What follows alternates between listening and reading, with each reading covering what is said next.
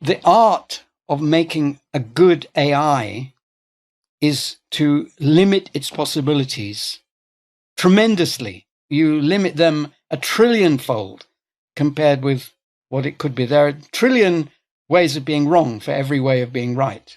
The same is true of chess-playing programs. Whereas the perfect AGI, as it were, would be where you can show by looking at the program and can show mathematically that there is no output that it couldn't produce, including no output at all. So an AGI, like a person, might refuse to answer. It should have that right, by the First Amendment. So you can't have a behavioral test for an AGI because the AGI may not cooperate. It may be right not to cooperate because it may be very right to suspect what you're going to do to it.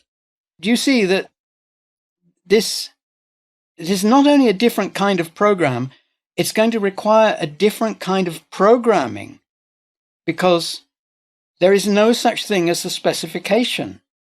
We know sort of philosophically what we want the AGI to be, a bit like, parents know philosophically that they want their children to be happy, but they don't want, if they're doing the right thing, they don't want to say, well, my child will never say X, will never utter these words like you do for an AI.